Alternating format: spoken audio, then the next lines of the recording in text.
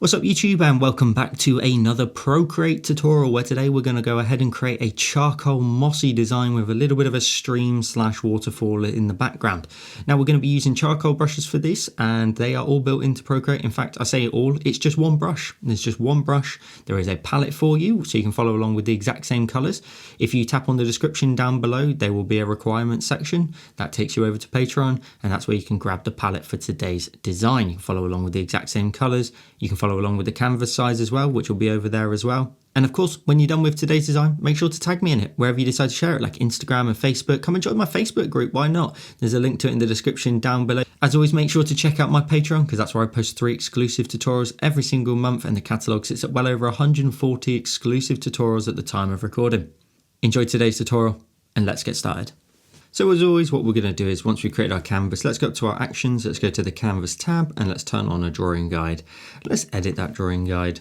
Set the grid size to 1/4 of your canvas, and of course if you're using the same canvas size as me, that's 500. And hit done. That just allows you to take a look at your grid and my grid when I lay things out. It's just easier for positioning.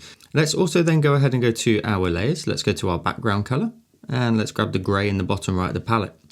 Hit done. Then on this empty layer, go to your colors and double tap in the top left of the disk and drag it onto the screen.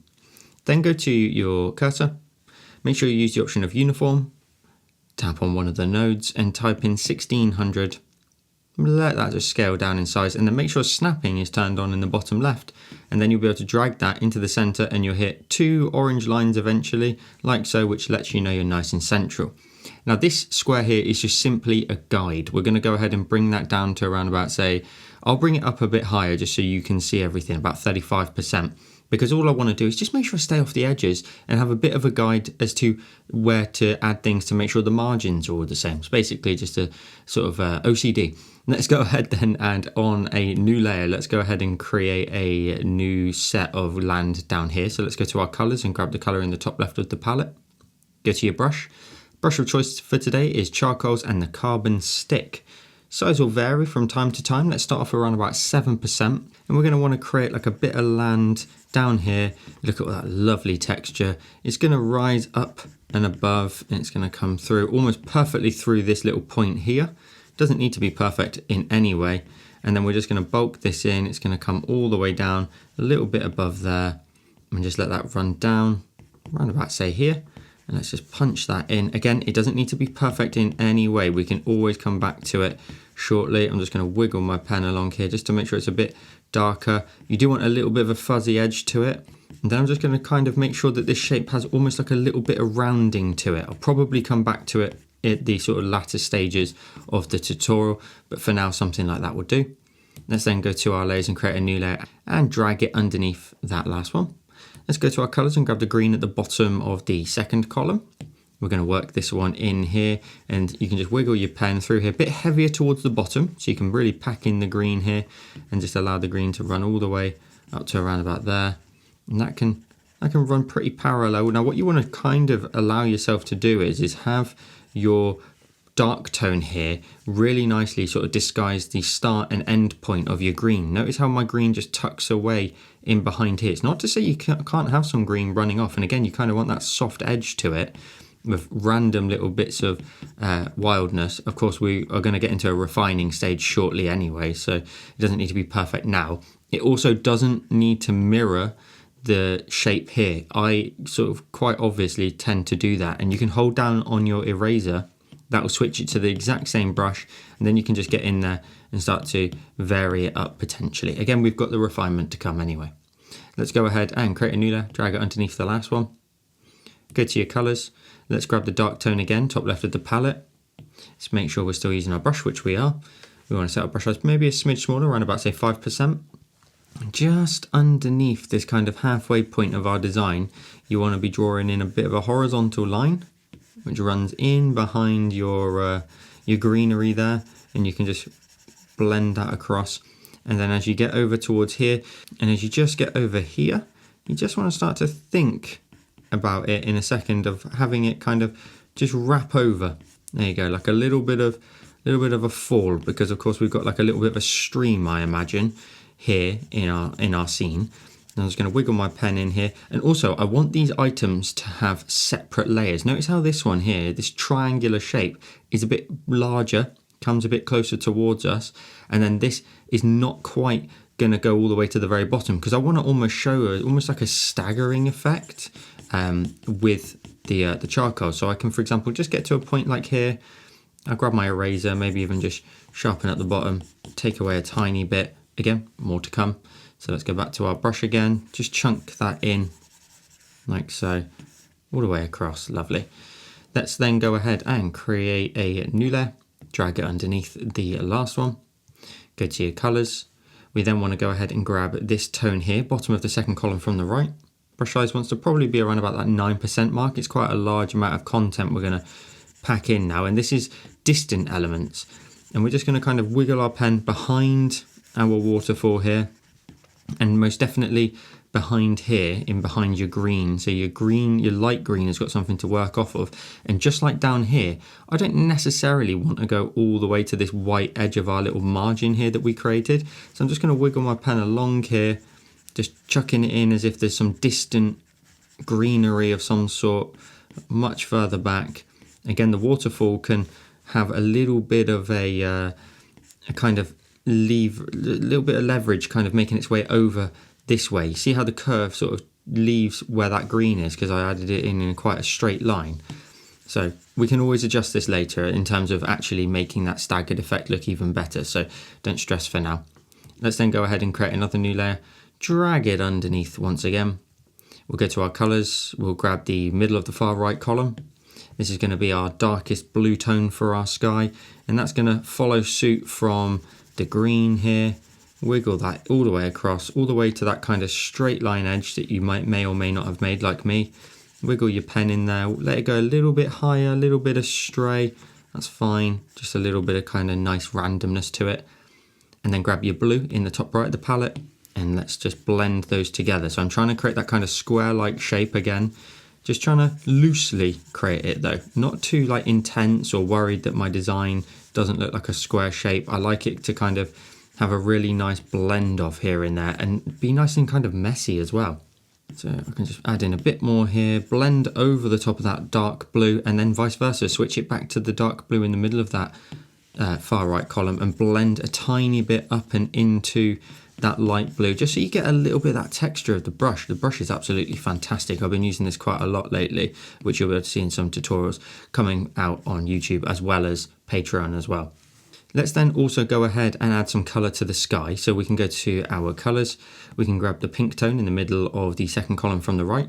Let's go back to our layers and create a separate layer for this, because I just want to lightly in here, very lightly, just start to patch in like a light source in the sky, and then just blend out a little bit of pink across the sky. You can take over the majority of the blue up there, but you want to make sure if you're going to add this light source nice and bright, it sticks in this top left corner to the majority. You let your blue over there kind of fade in, and then grab the yellow, top of the second column from the right again, tiny bit smaller, maybe like 7%. You want to be very light with your pressure on this. You may have to lower your opacity, and where you add in the brightest spot, of course, will be your sun, and then you can kind of blend it out from there. And just like a little nod to some color there in the distance of our sky. It might be super faint on my screen, but you'll be able to see it on your own. Now we're going to go ahead and just turn off our little margin box here, just so you can get an idea of that kind of staggering effect. Look how this is a little bit larger. It's a little bit closer towards us. The waterfall, you could move, and we'll do that later on. But let's actually go ahead and work on the waterfall itself. So let's go ahead and create a new layer. We'll swipe from left to right on both of these and group them together and just call it fall. So you can tap on the group and call it fall. And then the empty layer that we just created, let's go to our colors and grab the color in the bottom left of the palette. Same brush, it's just what we're going to use for the whole of this tutorial. And then you kind of want to, well, probably a bit smaller than that, about sort of 4 to 5%. You want to go along the top edge of the dark tone. I'm being very light just to start with, so I can build up that color and just triple check where my application is. Now the only thing you want to do, this is just going to aid us later, don't let your blue get in behind here between the green. It looks a bit murky. Let that dark tone of your waterfall just kind of live under there, and your kind of blue tones that we're adding in now, they sort of start here. They don't go all the way to that edge, so we can aid ourselves a little bit by doing that. And then you need to take a look at your grid, and roughly around about here where that column starts, you want to be thinking about throwing your water over a little ledge, and you can bring that blue all the way across and then throw it across your screen like so. Everybody's angles, etc., are going to look slightly different, and that is not a problem. You may end up with like 1, 2, 3 kind of main bits here for your water. Some of you may end up with more or less. It really does not matter. As long as you've got a kind of flat surface up here and then the water can just flow off, you're good to go. And you can blend this round a bit more. You can bring your brush size down to like a 3 to 4% and get a bit more definitive with your lines and sort of where you think that the water goes to. And also likewise on the top surface here, a little bit of extra blue here and there, just on that top surface only, and let your waterfall fade off. Let the water just blend away as it falls off the edge into something like this. Then what you want to do is just, again, still using your brush, maybe a bit smaller, about 3%, just get really light over the top of that dark line in the distance. You don't want that to be too strong. And the lighter you can go over the top of it, the kind of more fuzzy and hazy it's going to look, in a way that it kind of just disappears. You kind of can't really work out too much of the specifics, which was what we like. Let's then go ahead and go to our layers and create another new layer and change the blend mode from normal to the option of add. We want to use the same color, same brush, because it's set to add. We'll be able to now add in, of course, some brighter tones. You want your brush to be a little bit smaller, about 2%, because we're going to kind of point our pen a little bit further down, and you kind of want to start to sort of illustrate a little bit more the flow of your water over the edge there and how it's flowing away off the edge. You can go way off to the edge of your canvas as well. It really doesn't matter. Like a little something like that. Just start off with something light. Don't overdo it early doors. And then just, again, I want to go ahead and just show a little bit of a wrap over the top. A little bit of flattening to it as it makes its way up here. So you kind of want to go more horizontal when you're at your top level here. And then also pointing down, I want to create little wiggles here and there for brighter spots, maybe the flow of the water just up and over that tiny last little bit of the fall there, like so. And then again, just pointing down. Now you can go even smaller with your brush and go down to 1%. That'll allow you to tip it on its side a tiny bit, but not quite be, as pointing down.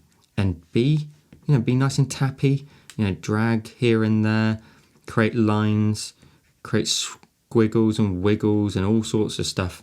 Just little bits of detail as the water just flows over that edge.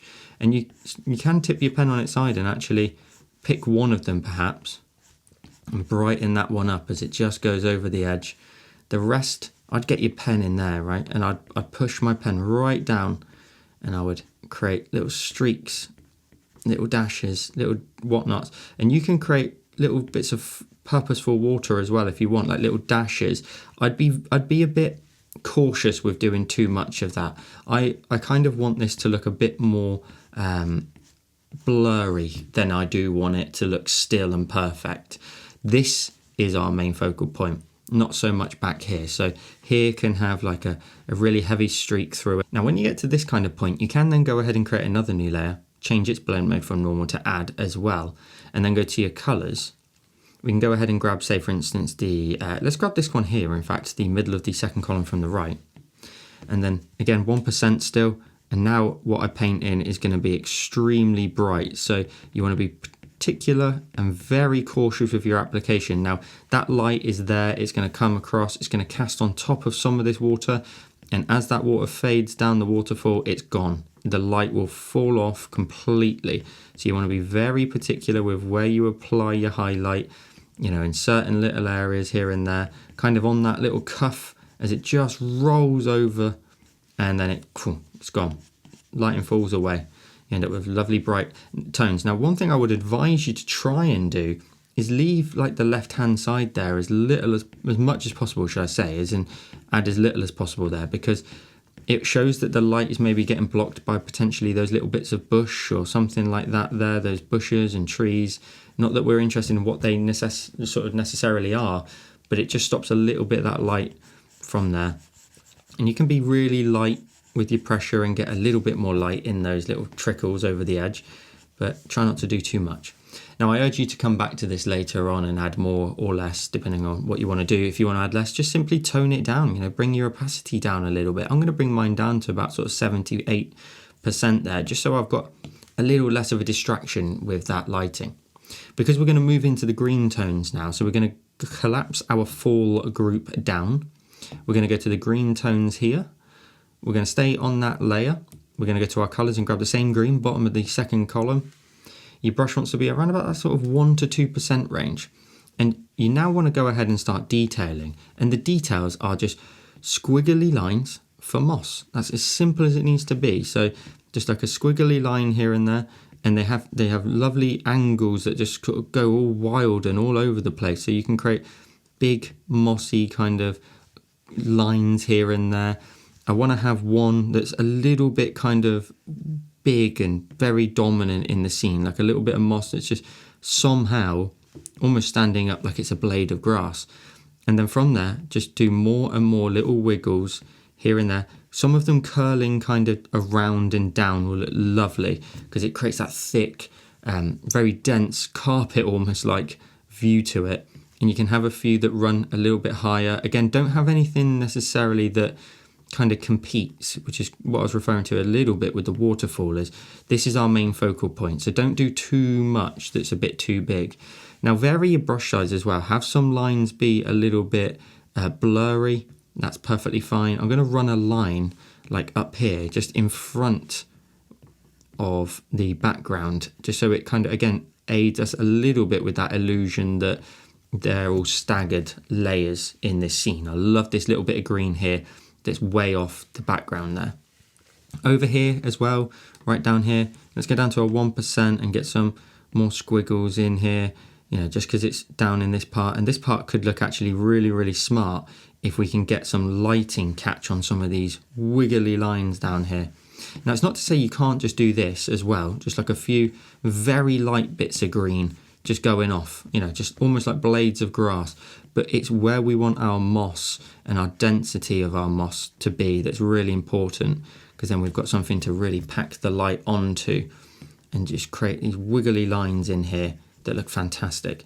Let's just make sure with this 5%, I've got a good solid amount of green at the base down here. I've just made my brush a little bit bigger just to add in a bit more there. And I might even just wiggle my pen along those edge of the lines there, just to add in a little bit of a softer aesthetic to it. Now, you may also want to do certain things like warp, where you may want to move things and just like add a bit more. You may want to tuck this in a little bit less, anything like that. I've just made a very minor change there where I've just pushed that up and tucked that in just to give me a little bit more balance. Then what we're going to go ahead and do is just go up to our top layer here, our dark layer, go to the color for that, which is top left of the palette. Our brush, still the same. Let's go to a 1 to 2%, and I just want you in these dark areas here to do exactly the same thing. So like a 1 to 2% wiggly lines along here. These are just shaded parts basically of our moss. So I've done a few there that are really particular and small, some a little bit blurrier by tipping my pen on its side, and you can have lines and all sorts of squiggles and wiggles. Honestly, you can really be quite messy with this particular idea today, which is quite fun because it's less daunting. Set your brush size a bit bigger though. Don't go too sharp all the time as well. Have some be a little bit bigger and a bit blurrier. They're a little bit closer towards us. Tiny bit out of focus. And let's just do a couple more like down into here, where ultimately again we can bring a line across here, take over from the green and just get rid of a little bit of it as well. Break that up at the very, very bottom. We don't need to break it up fully right now, but it's just these little lines I wanted to get started. Let's then go ahead and start to refine in terms of adding highlights. I want to go back to the green layer, create a new layer. Let's go ahead and on here, let's change our blend mode from normal to the option of add. And we can stay with the same green, which was the bottom of the second column there. 1 to 2%. Now I say 1 to 2. I don't want you to go fully sharp just yet. I want you to go down some of these lines here, especially the ones that are up in the distance, like making their way above. And again, you may need to point your pen down. So I just want to vary my size because I want to be able to nicely tuck some light onto some of those lines, but I also want to be able to tip my pen on its side and make them a little bit blurry at the same time, like wiggle my pen along it to create that soft aesthetic of the moss-like shapes. You know, here I've got a little bit of a wiggly line, and then I'm just going to lightly kind of expand on that by tipping my pen ever so slightly on its side a bit more, giving that moss a little bit more life. I can add in really purposeful, bright areas here and there. Now, don't overdo them, of course. You want to make sure you have a balance. You want some to be nice and bright, some that are like right on the edges that get a lot of light, and then some stuff will just be green, and that's perfectly fine. We don't need to have absolutely everything in the light. It's the saying really is true, is, you know, less is more in this particular instance. You know, we can add in lots of lovely bits here. That's not to say you can't add some in this area here, like towards the bottom of this area, but you know, you want to be able to have the option to go back later and add more rather than realize you've overcooked it. So yeah, let's go ahead and just add in a few little dashes here and there. I'm looking for this area here now and thinking, can I tip my pen on its side and just add lighting, but without having to add particular like lines almost. I want the kind of light to look like it crashes onto like a blanket of moss almost here. And then from there, I can go back in and start working on particular lines here and there. Now this one here, I'm just going to connect them together because that looked a little bit repetitive to me. So I'm just going to work out where I want to keep brightening up. Now we do have a second colour to add in here as well. We've got additional brighter tones. So we can go to our colours and grab, for instance, the middle of the second column. And then 1 to 2%, you can go back over some of those areas. You can add new ones if needs be. But these ones are yellow now rather than that kind of blurry green colour. So up there, I'm going to really make sure that that little bit of moss that's just sticking up a little bit higher, 1% gets a little bit of love. I've gone all the way down to 1% because if I'm working in some of those green areas, again, I don't want them to get any bigger than what they were. I was happy with what they were originally, so now it's just a matter of getting in there and just adjusting the colour, adding in a bit more brightness, and that's about it really. We're not going mad with it.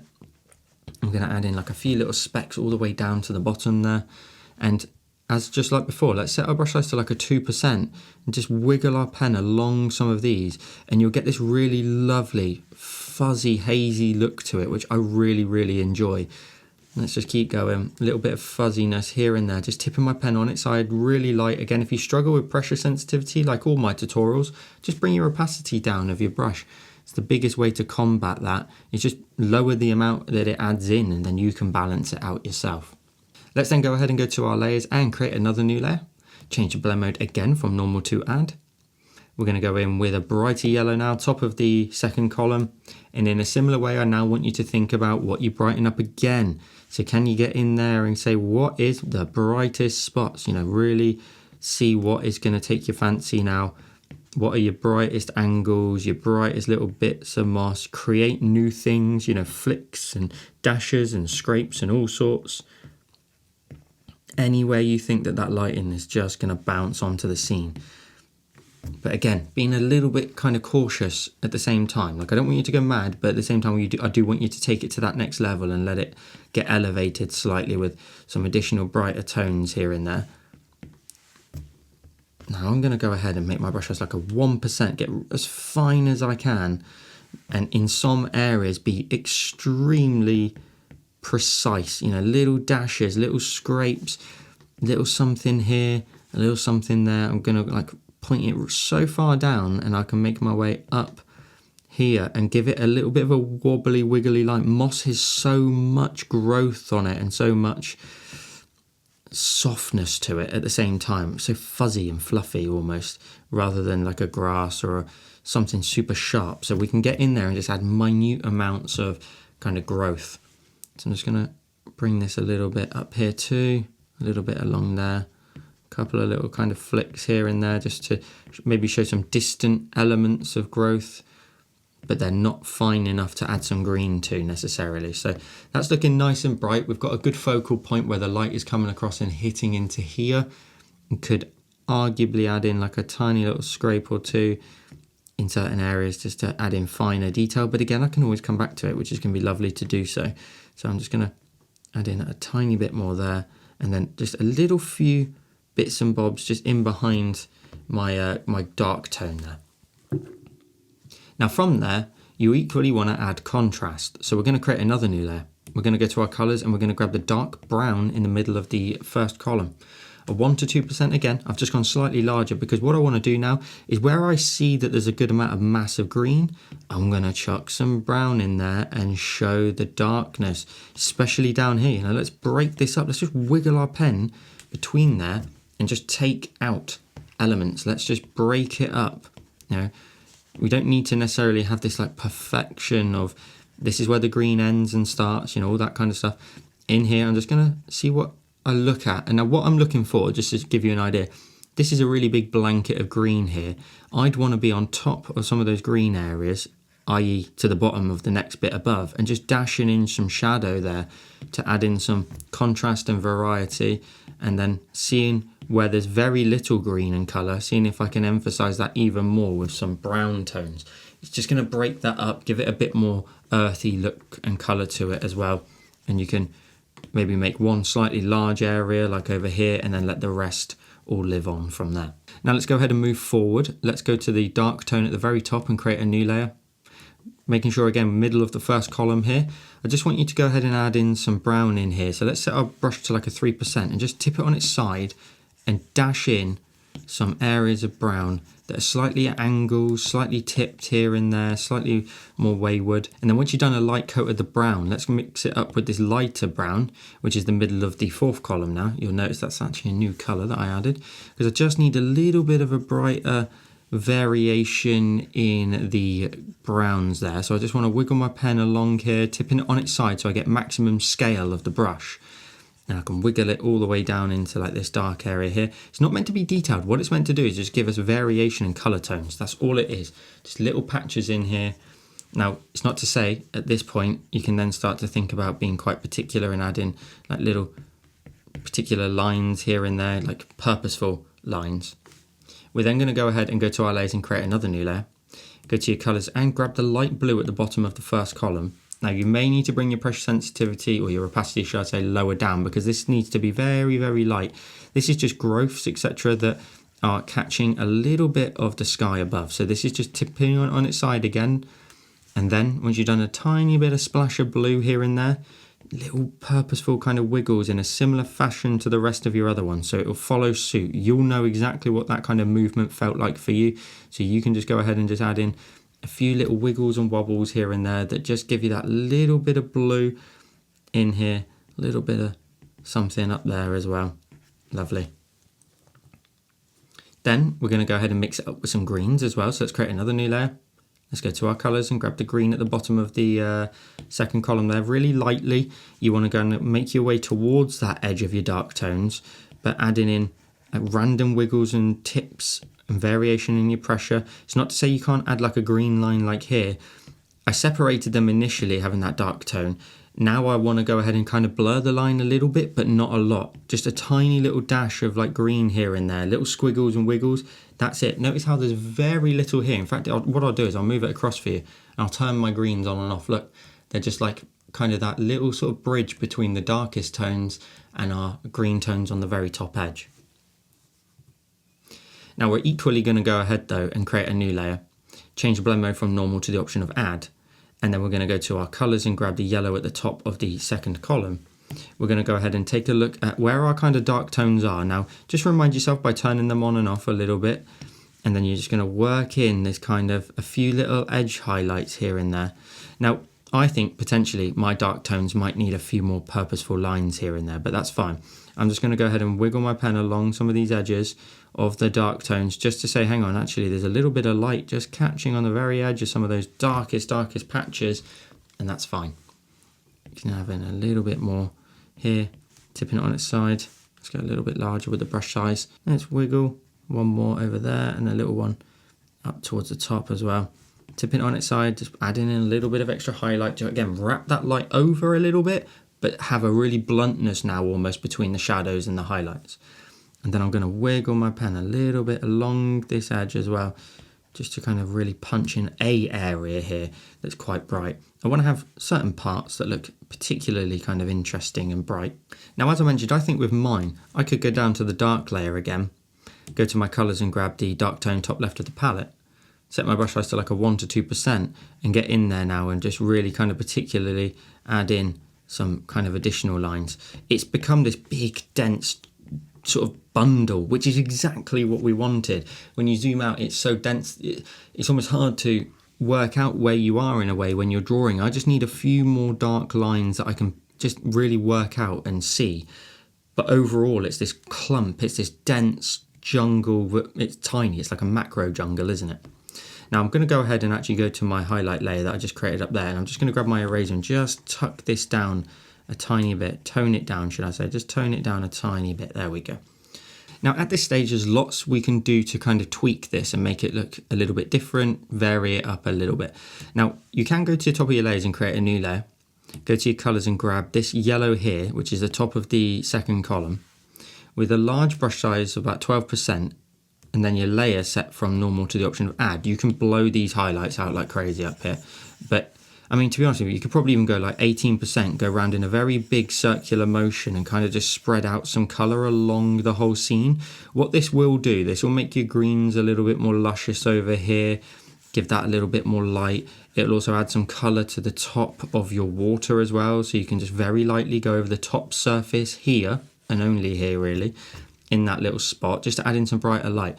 Now be careful, because if you actually go ahead and really punch this in, look, that just goes to white, it gets excessively bright. So you can see I'm kind of leaving that as much as possible.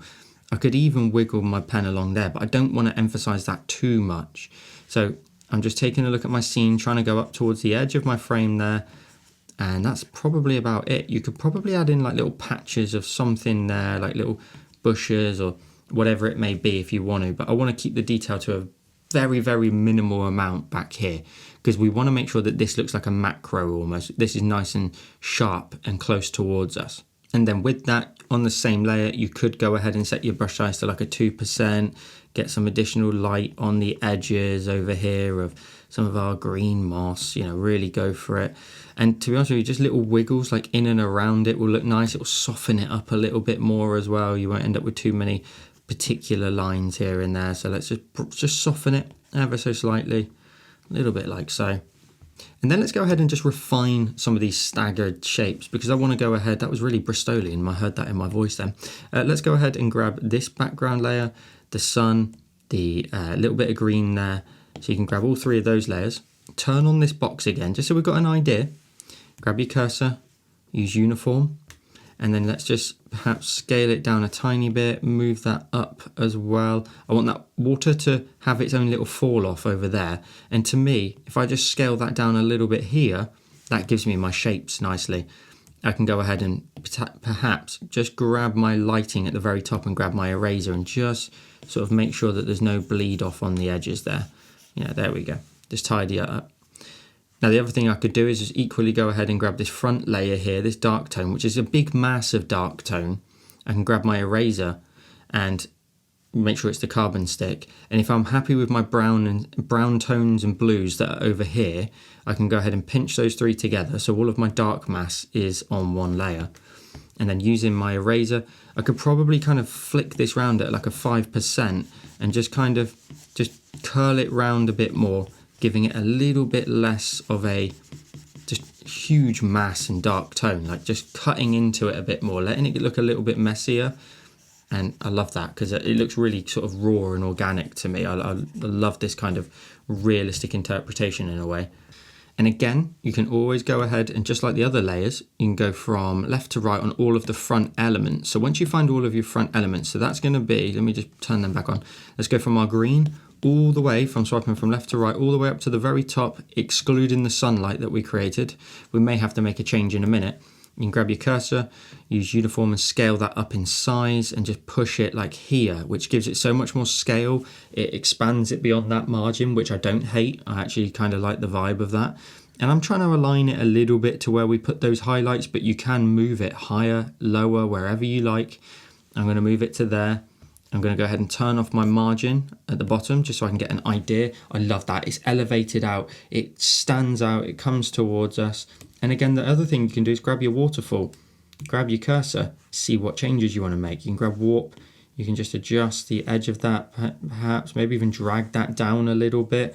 And by doing that, you may make it too low. So you're gonna have to find a balance, a bit like me. I'm gonna have to find a balance.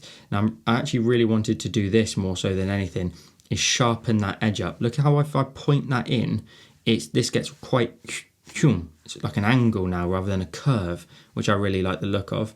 And then if I go to uniform, I can move that across again, find the right positioning, and just maybe up slightly, left slightly, just so again, it doesn't go too mad. And again, I can grab my fall group and grab the darkest tone at the bottom, grab my eraser, and maybe just kind of just chop the edge off for the sake of the margin. So like a bit of a sharp line there. Enough that I still get that little bit of kind of staggered effect where the waterfall looks like it's a little bit further out and closer towards us. And if we then go ahead and go up to our actions and we turn off our drawing guide, we pinch with 2 fingers and go full screen with 4, we end up with today's finished design. So I hope you enjoyed today's tutorial. As always, make sure to tag me in your finished creations wherever you decide to share them, like Instagram and Facebook. I'm going to be posting another one of these charcoal tutorials over on my Patreon, and that is also where I post 3 exclusive tutorials every single month to my Patreon supporters. The catalogue now sits at over 140 exclusive tutorials, and again, with 3 added every single month, the catalogue just continues to grow. You can support me and the channel and all the hard work that I do here. And if you enjoyed this video here on YouTube, you will love this one on the screen now. Thank you so much for watching. Have a wonderful day, and I'll see you in the next one.